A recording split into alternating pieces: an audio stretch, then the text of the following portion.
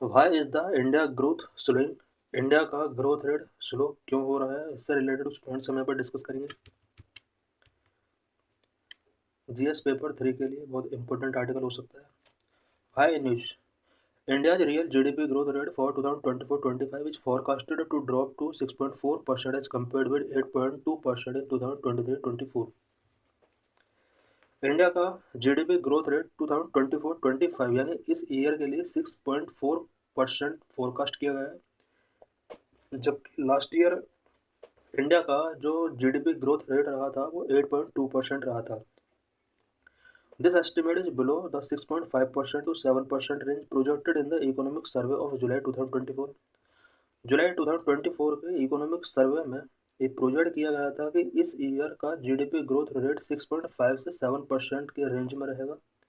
The nominal GDP growth rate which accounts for inflation is expected to be 9.7%, which is lower than the 10.5% project in the union budget. इस year के लिए union budget में nominal GDP growth rate expect किया projected किया गया था कि 10.5% तक रह सकता है, बट ये ऐसा एक्सपेक्ट किया जा रहा है कि करंट में 9.7% तक नॉमिनल जीडीपी ग्रोथ रेट रह सकता है, जो कि इन्फ्लेशन के लिए अकाउंटेबल है। डिस्क्रिपेंसीज डिस्क्रिपेंसीज इन डाटा एस्टिमेशन में कुछ डिस्क्रिपेंसीज हैं। IMF, including the various Indian experts, have criticized the official GDP estimates, particularly the use of wholesale price index as a deflator। IMF और इंडिया के various Indian experts ने GDP estimate official GDP estimate को criticise किया है, because as a deflator ये WPI का use करते हैं, जबकि WPI का यूज इन्हें नहीं करना चाहिए, PPI का यूज करना चाहिए। IMF has suggested to using the producer price index instead of WPI for more accurate GDP deflation। GDP को बेटर तरीके से अंडरस्टैंड करने के लिए IMF ने सजेस्ट किया है कि WPI का यूज नहीं करना चाहिए, रादर देन PPI का यूज करना चाहिए।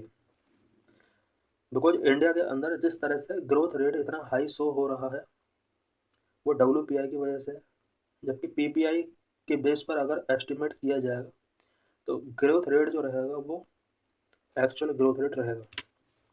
What is GDP deflation? GDP deflation, the process of adjusting nominal GDP to real GDP by removing the effects of price changes over time।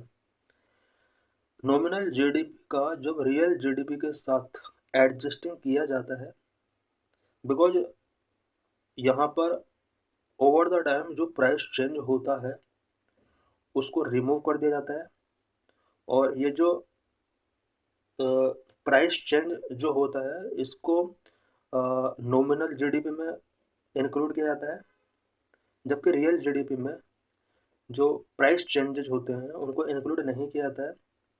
इस तरह से रियल जीडीपी और नॉमिनल जीडीपी को adjust करने का जो प्रोसेस होता है उसको जीडीपी डिफ्लेशन बोला जाता है। This is done using a deflator known as GDP deflator which reflect changes in the price of goods and services. GDP deflator का यूज करके जीडीपी डिफ्लेशन के प्रोसेस को कंप्लीट किया जाता है। GDP deflator goods and services का जो price change होता है ओवर द टाइम उसको शो करता है। It allow for a more accurate comparison of economic outputs in different periods. GDP deflator किसी भी कंट्री के अंदर डिफरेंट पीरियड में इकोनॉमीज के आउटपुट का एक्यूरेट कंपैरिजन कर सकता है bye focusing on the actual growth in volume rather than price fluctuations. GDP deflator actual growth को मेजर करता है, जबकि प्राइस फ्लक्चुएशंस को ये रिमूव कर देता है। होलसेल प्राइस इंडेक्स WPI क्या होता है? Wholesale price index measure the average change in goods prices at the wholesale level before they reach consumers. Wholesale level पर गुड्स के प्राइस में जो एवरेज चेंज आता है इसको मेजर करने के लिए होलसेल प्राइस इंडेक्स का यूज किया जाता है। WPI include the prices of goods such as raw material, intermediate goods and finished product. WPI के अंदर raw material, intermediate goods and finished product के प्राइसेस इंक्लूड होते हैं। It is use to track inflation trends in economy. Economy के अंदर inflation trend क्या रहा है उससे रिलेटेड स्पेंडिंग्स को ट्रैक करता है। It is published by office of economic adviser under ministry of commerce and industry. WPI ministry of commerce and industry के अंडर आने वाली ऑफिस ऑफ इकोनॉमिक एडवाइजर के द्वारा पब्लिश किया जाता है। WPI does not include product or services purchased directly by consumers, unlike the consumer price index। जो goods and services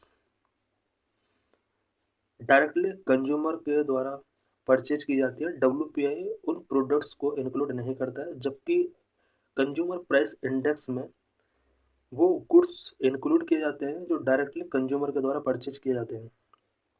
a high WPI indicates inflationary pressure in economy.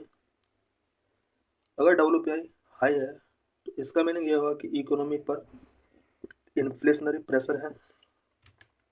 Conclusion, the ongoing economic slowdown is evident, affecting various key sectors like agriculture, manufacturing and services। Economic slowdown India के अंदर चल रहा है। इस slowdown की वजह से various sector such as agriculture sector, manufacturing sector and services sector affect हो रहे हैं। To avoid worsening the fiscal situation, the government must prioritise spending on capital and welfare and reassess its revenue mobilisation strategy. Fiscal situation को अगर हमें fiscal situation की worsening को अगर avoid करना है तो गवर्नमेंट को चाहिए कि वो कैपिटल एंड वेलफेयर पर अपनी स्पेंडिंग्स को इंक्रीज करें एंड रेवेन्यू मोबिलाइजेशन स्ट्रेटजीज को रीअसेस करें। अगर ऐसा गवर्नमेंट करती है तो फिस्कल सिचुएशन को काफ़ी हद तक बेटर किया जा सकता है। This is previous year question. Examine the challenge in estimating India's GDP growth, particularly focusing on the issues with the use of the full sale price index as a deflator। Discuss the implications of the declining private investment and fiscal constraint on the economy। 15 marks में question आ सकता है। 250 words में इसका answer लिखना होता है।